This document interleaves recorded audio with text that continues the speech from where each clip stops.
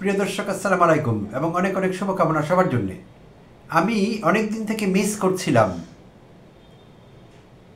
বিশিষ্ট মূত্র বিশেষজ্ঞ বা ইউরোলজিস্ট বিএনপির ভাইস চেয়ারম্যান জনাব শামসুজ্জামান দুদুকে। অনেক দিন ধরে তাকে মিস করছিলাম। তার কথাবার্তা আজকাল খুব একটা শুনতে পাচ্ছিলাম না। আগে ঘন ঘন মুখ খুলতেন, তার কথা আমরা শুনতে পেতাম এবং অনেক কিছু শেখবার ছিল তার কাছে। তো তিনি ইউরোলজির নানা শাখা প্রশাখায় স্পেশালাইজ করেছেন, সেটা আপনারা ইতিমধ্যে জানেন। জ্যামিতিক হিসেবেও তিনি দেখিয়ে দিতে পারেন কোথায় মূত্র ত্যাগ করলে সেটা কোথায় গিয়ে পড়ে, কি ভেসে যায়, কারা ভেসে যায়, এগুলো আমাদের জানা আছে। তিনি একটা চমৎকার ব্যাখ্যা তিনি দিয়েছিলেন নিকট অতীতে, কারণ দিতেই হবে, তিনি একজন ইউরোলজিস্ট। তো সেই দুদু ভাইয়ের কথা বলছিলাম। দুদু ভাই একসময় ছাত্র দলের সভাপতি ছিলেন, আর এখন তিনি বিএনপির ভাইস চেয়ারম্যান, মানে অনেক বেশ কয়েকজন ভাইস চেয়ারম্যানের মধ্যে একজন। তো সেই দুদু ভাই অনেকদিন চুপ থাকার পর আবার মুখ খুলেছেন গত বৃহস্পতিবার 7 আগস্ট। আর তিনি কথা বলছিলেন জাতীয় প্রেস ক্লাবে মাওলানা আকরাম খাঁ হলে। কথা বলছিলেন বাংলাদেশ গণতান্ত্রিক সাংস্কৃতিক জোট আয়োজিত অনুষ্ঠানে তিনি কথা বলছিলেন। আর সেখানে তিনি কিছু উপদেশ দিয়েছেন জামায়াত ইসলামীকে, তাদের এই মুহূর্তে কি করণীয়, কি করা উচিত, এই বিষয়ে কিছু অ্যাডভাইস করেছেন, উপদেশ দিয়েছেন। আর তা ছিল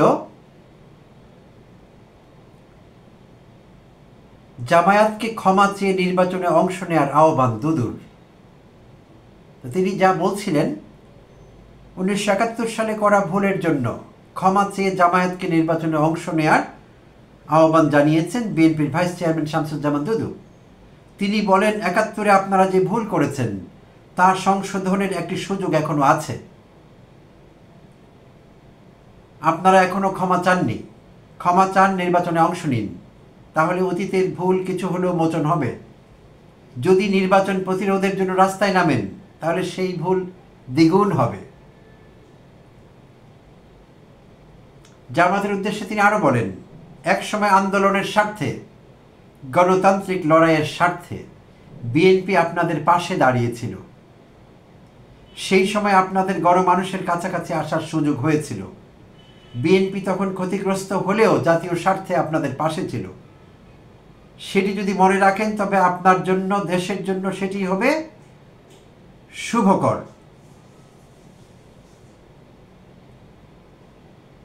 প্রিয় দর্শক, হাসব কি কাঁদব ঠিক বুঝে উঠতে পারছি না। একবার ভেবে দেখুন, যারা রাজনীতি সম্পর্কে সামান্যতম খোঁজখবর রাখেন তারা বোধহয় ইতিমধ্যে হেসে আপনাদের পেটে খিল ধরে যাবার কথা। তিনি এটি কি বললেন? তিনি বলছিলেন, আমি আবার পড়ছি তার কথাগুলো, এক সময় আন্দোলনের স্বার্থে, গণতান্ত্রিক লড়াইয়ের স্বার্থে বিএনপি আপনাদের পাশে দাঁড়িয়েছিল। আসলে কি তাই বিষয়টি? আন্দোলনের স্বার্থে এবং জামায়াতের স্বার্থে, জামায়াতকে সাপোর্ট করবার জন্যে, তাদেরকে শক্তিশালী করবার জন্য বিএনপি তাদের পাশে দাঁড়িয়েছিল, নাকি বিএনপি তাদের জোটের অংশ ছিল এবং থাকাটা জরুরি ছিল, না হলে তারা সরকার গঠন করতে পারত না? এবং শুধু তাই না, জামায়াত ইসলাম থেকে 2 জনকে তারা জোটের মন্ত্রীও বানিয়েছিলেন জোট সরকারের। নিশ্চয়ই আপনাদের মনে আছে। এখন তিনি এটা কি বললেন? আচ্ছা, তিনি আরো বলছিলেন,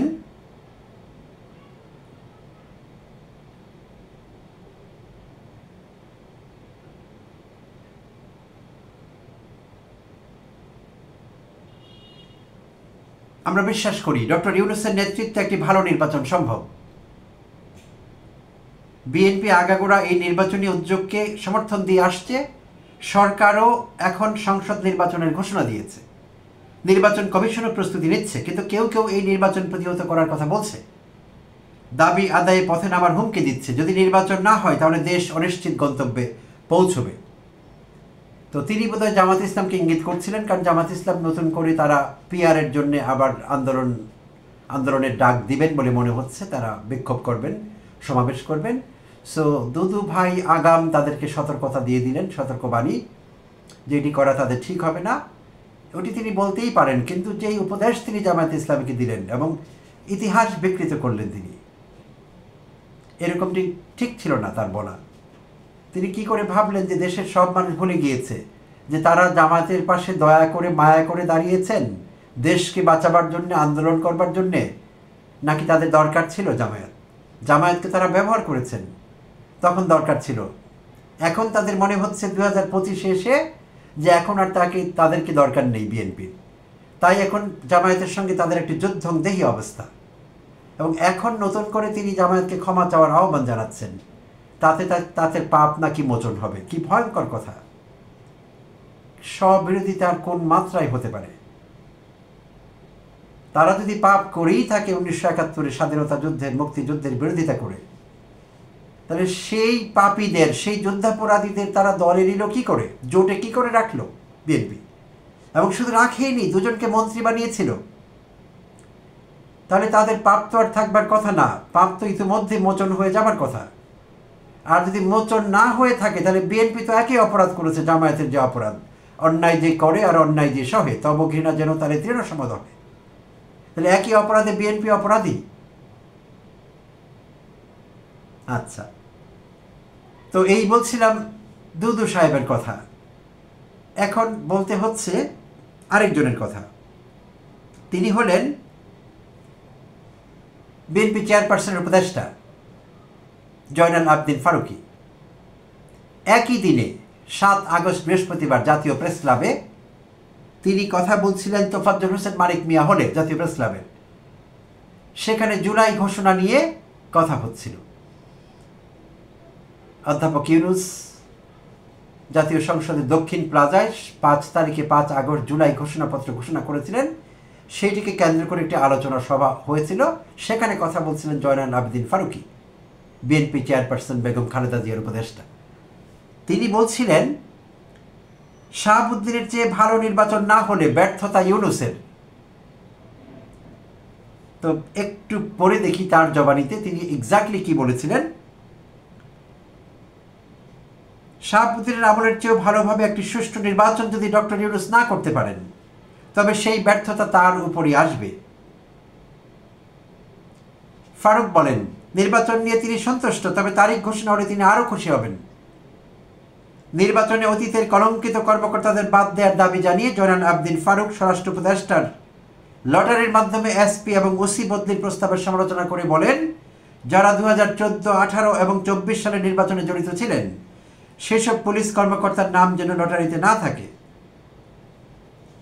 আচ্ছা, তো এখানে মূল যে বক্তব্যটি, বিচারপতি শাহাবুদ্দিনের কথা তিনি বলছিলেন, শাহাবুদ্দিনের নির্বাচনের চাইতেও যদি ভালো নির্বাচন না হয়, তাহলে সেই দোষ অধ্যাপক ইউনূসের। তো শাহাবুদ্দিনের নির্বাচনটি খারাপ হয়েছিল এমনটি তো আমরা শুনিনি। আর সেই নির্বাচনেই তো বিএনপি ক্ষমতায় এসেছিল। তাহলে শাহাবুদ্দিন সাহেবের নির্বাচনটি যদি পারফেক্ট না হয়ে থাকে, তাহলে তো বিএনপির ক্ষমতায় থাকাটা পারফেক্ট ছিল না, সেখানে ঝামেলা ছিল কম হলেও। তাই তো প্রমাণ হয় তার কথা থেকে। বাংলাদেশে আমাদের জানা মতে সবচাইতে ফেয়ার ইলেকশন হয়েছিল বিচারপতি শাহাবুদ্দিনের যে তত্ত্বাবধায়ক সরকারের যে নির্বাচন, এবং যেই নির্বাচনে বিএনপি ক্ষমতায় এসেছিল 1991 সালে। তো তিনি বলছেন তার চাইতেও যদি ভালো না হয়, তাহলে অধ্যাপক ইউনূস দায়ী থাকবেন। তখন খারাপ কি হয়েছিল সেই কথা তো তিনি বললেন না। আর এটি কেমন তুলনা হলো? আর সব দিক থেকে অধ্যাপক ইউনূসকে বিএনপি চেপে রেখেছে, তাদের দল চেপে রেখেছে সব দিক থেকে। এমন একটি বিষয় ছিল না দায়িত্ব নেওয়ার পর থেকে যে বিএনপি তাকে চাপের মুখে রাখেনি। এমনকি আইন শৃঙ্খলা পরিস্থিতির অবনতির জন্য বিএনপি দায়ী, পুরো দেশের মানুষের এটি রায়। তাহলে আগাম অধ্যাপক ইউনূসের উপর দোষ চাপিয়ে রাখলেন জয়নাল আবদিন ফারুকী। আচ্ছা, এইবার কথা বলতে হবে সালাউদ্দিন আহমেদ সম্পর্কে। তিনিও কথা বলেছিলেন বৃহস্পতিবারেই। তিনি কথা বলছিলেন তার গুলশানের বাসভবনে। সেখানে বসে তিনি সাংবাদিকদের সঙ্গে কথা বলছিলেন। তিনি কি বলেছিলেন তার জবানিতে একটু শুনে নিই, খুব ইন্টারেস্টিং তিনি যা বলেছেন।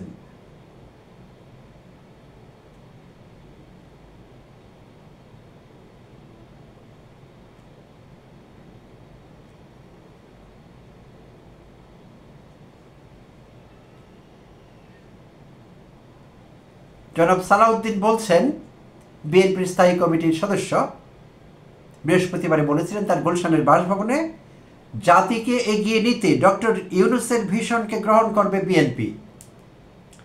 জাতিকে এগিয়ে নিতে ডক্টর ইউনূসের ভিশনকে গ্রহণ করবে বিএনপি। ভবিষ্যতে জাতিকে এগিয়ে নিতে প্রধান উপদেষ্টা অধ্যাপক ডক্টর মোহাম্মদ ইউনূসের ভিশনকে বিএনপি গ্রহণ করবে বলে জানিয়েছেন দলটির স্থায়ী কমিটির সদস্য সালাউদ্দিন আহমেদ। বৃহস্পতিবার দুপুরে গুলশানের নিজ বাসায় সাংবাদিকদের সঙ্গে মত বিনিময়কালে তিনি একথা বলেন। দক্ষিণ বা উত্তরপন্থী নয়, বিএনপি বাংলাদেশপন্থী বা মধ্যপন্থী দল উল্লেখ করে সালাউদ্দিন আহমেদ বলেন, বিএনপি গণমানুষের দল। রাজনৈতিক দলগুলোর মধ্যে আদর্শিক পার্থক্য থাকলেও জাতীয় স্বার্থে সবাই যেন এক জায়গায় বসতে পারে সেরকম পরিবেশ সৃষ্টিতে কাজ করছে বিএনপি। এজন্য সব পন্থার সঙ্গে আলোচনা করা হচ্ছে। সরকারের কাছে আরও বেশি প্রত্যাশা ছিল জানিয়ে তিনি বলেন, নানা বাধা বিপত্তি উপেক্ষা করে যা অর্জন করেছে এর বেশি হয়তো সম্ভব ছিল না, তবে জাতির আশা আরও বেশি ছিল। সরকার যথাযথ সময় যথাযথ পদক্ষেপ নিতে ব্যর্থ হয়েছে বলে জানান তিনি। এই বিএনপি নেতা বলেন, আইন শৃঙ্খলা নিয়ন্ত্রণে যে সমস্ত পদক্ষেপ নেওয়া দরকার ছিল সেগুলো নিতে সরকার ব্যর্থ হয়েছে।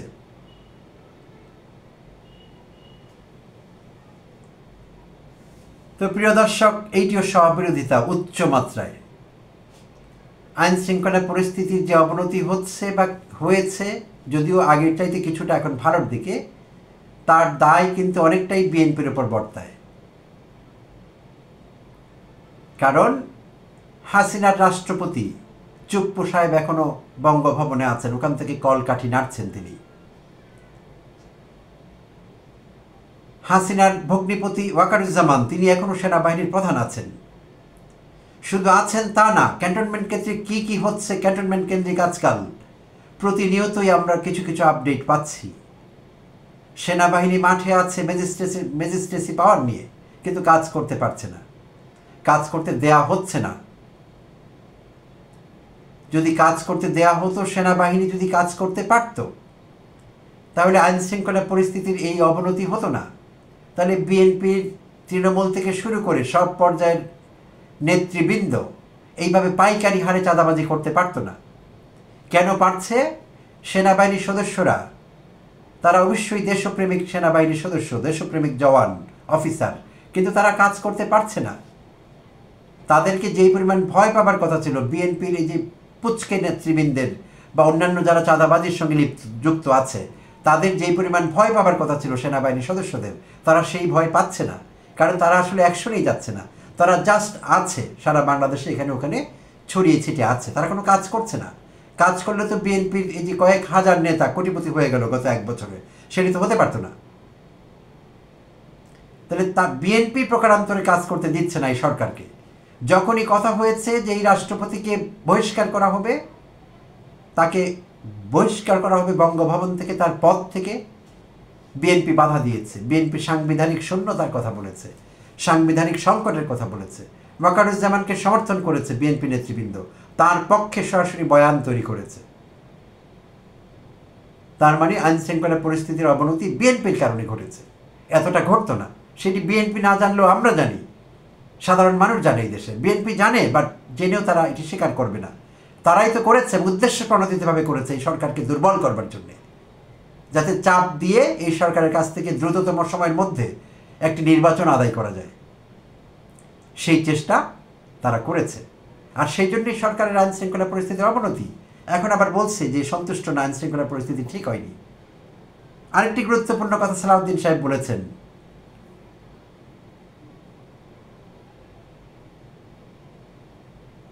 তার সে গুরুত্বপূর্ণ কথাটি ছিল নির্বাচন কমিশনকে পাঠানো চিঠি 1 বছরের মধ্যে সবচেয়ে গুরুত্বপূর্ণ পদক্ষেপ জানিয়ে সালাউদ্দিন আহমেদ বলেন, অধ্যাপক ডক্টর মোহাম্মদ ইউনূসের 1 বছরের মধ্যে তার গৃহীত কার্যকলাপ, তার গৃহীত কর্মতৎপরতা, তার গৃহীত পরিকল্পনা, এর মধ্যে সবচেয়ে গুরুত্বপূর্ণ পেয়েছেন সালাউদ্দিন আহমেদ নির্বাচন কমিশনকে পাঠানো চিঠি 1 বছরের মধ্যে সবচেয়ে গুরুত্বপূর্ণ পদক্ষেপ জানিয়ে সালাউদ্দিন আহমেদ বলেন, জাতি এই জন্য অপেক্ষা করছিল। সংস্কার ও বিচারে অগ্রগতি হয়েছে, বিএনপি সন্তুষ্ট। ভবিষ্যতেও জাতিকে এগিয়ে নিতে প্রধান উপদেষ্টার ভিশনকে বিএনপি গ্রহণ করবে। তাহলে সালাউদ্দিন আহমেদের দৃষ্টিতে নির্বাচন কমিশনকে চিঠি দেয়া প্রধান উপদেষ্টার সবচাইতে গুরুত্বপূর্ণ কাজ হয়েছে। তার মানে বাকি যে কাজ অন্তর্বর্তীকালীন সরকার করেছে, অধ্যাপক ইউনূসের নেতৃত্বে সংস্কার কমিশনগুলো, জাতীয় ঐকমত্য কমিশনের তত্ত্বাবধানে যে সংস্কার কার্যক্রম হয়েছে, বিএনপি যেটার অংশীদার হয়েছে, সেগুলো কিছুই ছিল না।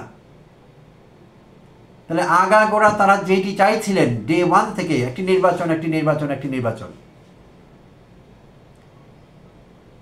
সেটি হয়েছে। কারণ এখন অন্তর্বর্তীকালীন সরকারের প্রধান উপদেষ্টা চিঠি দিয়েছেন, আর তাতেই তিনি সন্তুষ্ট, তাতেই তিনি বললেন সবচাইতে গুরুত্বপূর্ণ পদক্ষেপ এইটি। তাহলে বাকিগুলো কিছুই ছিল না। আর আমরা যারা অরাজনৈতিক লোক, আমরা তো এটি মনে করি না। পুরো বাংলাদেশের মানুষ, বাংলাদেশের সংখ্যাগরিষ্ঠ মানুষ এখনো সেটি মনে করে না। তারা মনে করে সংস্কারই আমাদের প্রধান কাজ ছিল অন্তর্বর্তীকালীন সরকারের। খোল নলচে পাল্টে দেওয়া সরকারের, সংবিধানের, রাষ্ট্র কাঠামোর খোল নলচে না পাল্টালে আগের মতো আবার একদল গিয়েছে, আরেক দল আসবে। একদল খেয়েছে, বদহজম হয়ে গেছে, এখন পালিয়ে গেছে, আরেক দল ক্ষমতায় আসতে চাচ্ছে খাওয়ার জন্যে। যদি সংস্কারই না হয়, খোল নলচে পাল্টানো না যায় রাষ্ট্র কাঠামোর, তাহলে আমাদের কী লাভ জনগণ হিসেবে? দেশের কী লাভ? ক্ষমতায় আসলে বিএনপির লাভ, আমাদের তো কোনো লাভ নেই। এই দেশের সাধারণ মানুষের তো কোনো লাভ নেই। আমরা তো চাইনি সেটি। আমাদের তো কোনো তারাই ছিল না নির্বাচনের জন্য। 10 বছর নির্বাচন না হলে আমাদের কিছু আসতে যেত না। আমরা নির্বাচন কখনো চাইনি, আমরা চেয়েছি সুশাসন। শেখ হাসিনা ক্ষমতায় থাকলে আমাদের কি আসতে যেত? আওয়ামী লীগ দেশ শাসন করলে আমাদের কি হতো? কোথায় ফসকা পড়তো? আমরা কিভাবে অ্যালার্জি হতাম? কেন? যদি সুশাসন তারা নিশ্চিত করতে পারত। তারা তো সুশাসন নিশ্চিত করেনি, দুঃশাসন কায়েম করেছিল, আমাদের ঘাড়ে চেপে বসেছিল সিন্দাবাদের দত্তের মতো। তাই আওয়ামী লীগকে পালাতে হয়েছে, হাসিনাকে পালাতে হয়েছে। এই দেশের মানুষের নির্বাচন দিয়ে কি আসে যায়? আমরা এখনো অতটা পশ্চিমী হইনি যে আমাদের নির্বাচন খুব লাগবে না, আমরা সুশাসন চাই। আমরা যারা সাধারণ মানুষ, আমরা যদি সুশাসন পেতাম, আমাদের কিচ্ছু আসতে যেত না। পৃথিবীর বহু দেশে ডিক্টেটররা ভালো দেশ চালিয়েছে, তারা দশকের পর দশক থেকেছে, মানুষ কিছু মনে করেনি, তাদের নামাইনি, কারণ তারা সুশাসন নিশ্চিত করেছিল। আর প্রত্যেকটি দেশেই মানুষ সুশাসন চায়। আর বাংলাদেশের মতো দেশগুলোতে অনেক সময় সাংবিধানিক শাসনের নামে এক ধরনের তথাকথিত পার্লামেন্টারি কিংবা প্রেসিডেন্সিয়াল ফর্ম অফ গভর্নমেন্ট, যে কোনো ফর্মেটে একটা গণতান্ত্রিক সরকার ক্ষমতায় ছিল অনেক দেশে, বাংলাদেশ সহ। বাট আসলে কার্যত ছিল সেগুলো সাংবিধানিক স্বৈরতন্ত্র। অর্থাৎ নামে একটি সংবিধান, নামে একটি নির্বাচন, আর যারাই নির্বাচিত হয়ে এসেছে কিংবা অনির্বাচিত, তারা ডিক্টেটরশিপ কায়েম করেছে, স্বৈরতন্ত্র কায়েম করেছে, তারা স্বৈরাচারী হয়ে উঠেছিল। অসংখ্য প্রমাণ আছে পৃথিবীতে বিভিন্ন দেশে। তাই আমাদের মতো দেশের লাখো কোটি মানুষের কিচ্ছু আসে যায় না কোন সরকার ক্ষমতায়। তাদের আসে যায় সরকার সুশাসন কায়েম করেছে কিনা, জনগণ ভালো আছে কিনা, সেই বিষয়ে চিন্তা করে তারা, এবং তাতেই তাদের কিছু আসে যায়। কে ক্ষমতায় আসলো কে আসলো না, they don't care and they shouldn't. তো বিএনপিকে এই স্ববিরোধিতা থেকে বেরিয়ে আসতে হবে। আর সালাউদ্দিন সাহেব যে কথাটি বলেছেন, অধ্যাপক ইউনূসের ভীষণ তারা বাস্তবায়ন করবেন, এটিও খুব ইন্টারেস্টিং এবং চরম স্ববিরোধী মনে হয়েছে আমার কাছে। যদিও লন্ডন বৈঠকে তারেক রহমান আন্তরিকভাবেই বলেছিলেন বলে মনে হয়েছে যে তিনি আগামী দিনে ক্ষমতায় গেলে বিএনপি, ভালোভাবে বলেছিলেন তিনি যে বিএনপি যদি জনগণ ভোট দিয়ে ক্ষমতায় নেয় বিএনপিকে, বা বিএনপি যেতে পারে, তাহলে আমরা অধ্যাপক ইউনূসকে আমি একজন অভিভাবক হিসাবে পেতে চাই। জনাব তারেক রহমান এই ইচ্ছে ব্যক্ত করেছেন, তো এটি অনেকে প্রশংসা করেছেন, আমিও করেছি। তো সেই জন্যই কিনা জানি না জনাব সালাউদ্দিন আহমেদ বললেন যে তার ভীষণ তারা বাস্তবায়ন করবেন, কিন্তু ব্যক্তিগতভাবে জনাব সালাউদ্দিন আহমেদ অধ্যাপক ইউনূসকে খুব ভালো চোখে দেখেননি। আর তার সম্পর্কে গত 1 বছরে তার বক্তব্যগুলো ড্যারোগেটরি ছিল, কিছুটা বেশ খানিকটা ড্যারোগেটরি, অপমানজনক, অহমিকাপূর্ণ, অ্যারোগেন্ট মন্তব্য করেছেন বিভিন্ন সময় তিনি, এবং সেটি প্রমাণ আছে আমাদের কাছে। তিনি গত 23 মে 2025 বলেছিলেন তিনি পদত্যাগ করতে চান, সেটা তার ব্যক্তিগত বিষয়। সঙ্গে তিনি যোগও করেছিলেন পদত্যাগ করলে করবেন, অন্য কেউ আসবে। অর্থাৎ তার কাছে কিছুই মনে হয়নি, তাকে মোটেই ইম্পর্টেন্ট মনে হয়নি, প্রয়োজনীয় মনে হয়নি। কিন্তু সেই লোকটির ভীষণ বাস্তবায়ন করার কথা ভাবছেন তিনি এখন। তারপর 13 এপ্রিল তিনি বলেছিলেন এই বছরেরই, আপনারা অবশ্যই অনির্বাচিত, সেটা প্রতিদিন স্মরণ করিয়ে দেওয়া হবে। এই দেশের মানুষ জানতো অধ্যাপক ইউনূসের সরকার অনির্বাচিত, বাট জনগণের ম্যান্ডেট প্রাপ্ত, সুপ্রিম কোর্টের রেফারেন্স আছে, অর্থাৎ আইনি ভিত্তি আছে তার ক্ষমতা আরোহণের এবং ক্ষমতায় থাকার এবং রাষ্ট্র চালাবার। কিন্তু তিনি বলেছিলেন যে তাকে প্রতিদিনই মনে করিয়ে দিতে হবে তারা অনির্বাচিত। আচ্ছা, 6 জুন তিনি বলেছিলেন প্রধান উপদেষ্টার ভাষণে জাতির প্রত্যাশা পূরণ হয়নি। 2রা জুন তিনি বলেছিলেন এই বছরই নির্বাচন ডিসেম্বরে যাওয়ার কোনো কারণ নেই, নির্বাচন 1-2 মাসের মধ্যে আয়োজন করা যায়, তিনি এমন কথাও বলেছিলেন। অর্থাৎ তার প্রতিটি বক্তব্য গিয়েছে অধ্যাপক ইউনূসের বিরুদ্ধে, ব্যক্তিগতভাবে তাকে টার্গেট করে তিনি কথা বলেছেন। তো এখন বলছেন যে তার ভিশন বাস্তবায়ন করা হবে। তার ভিশন যদি কিছু থাকতো তাহলে তো সেটি তার আগেও জানবার কথা ছিল। তখন কি তিনি জানতেন না যে অধ্যাপক ইউনূসের ভিশন আছে, যেটি বাস্তবায়ন করলে দেশের উপকার হবে, মানুষের উপকার হবে? তো এখন বিশেষ পরিস্থিতিতে তিনি এসব বলছেন আমি ধারণা করছি, কারণ অধ্যাপক ইউনূস একটি নির্বাচনের তারিখ ঘোষণা করেছেন। তারিখ না কি সম্ভাব্য সময়সীমা, সেটি তো নির্বাচন কমিশন করবে সময় মতো, নির্বাচনী তফসিল ঘোষণা করা হবে তারিখ সহ। তো যতটুকু করা হয়েছে ফেব্রুয়ারির প্রথমার্ধে নির্বাচন, তাতে তারা খুব খুশি বিএনপি, আমরা বুঝতে পারছি, কারণ এইটি তারা চাইছিল। আর সব কিছু বিএনপির কাছে ছিল গৌণ, সংস্কার, বিচার, শেখ হাসিনার বিচার, অন্যদের বিচার, এগুলো ছিল গৌণ। কেন আওয়ামী লীগ নিষিদ্ধ করেনও তারা পিছিয়ে ছিল, তারা কখনো সম্মুখ সারিতে ছিল না। বিচারের ক্ষেত্রে তারা পিছিয়ে ছিল, তারা কখনো উচ্চবাচ্য করেনি, এই বিষয়ে উচ্চকণ্ঠ হয়নি, বরাবরই কৌশলী অবস্থান নিয়েছিল বিএনপি। তো এখন যদি তাদের মনে হয় যে অধ্যাপক ইউনূসের সত্যিকার অর্থে কোনো ভিশন আছে এবং সেটি বাস্তবায়ন করলে ভালো হবে, তাদের জন্য ভালো। মানুষ তো মন পরিবর্তন করতেই পারে, তারাও করতে পারে, তাদের ভুল থেকে শিক্ষা তারা চাইলে নিতেই পারে। ভালো থাকবেন সবাই।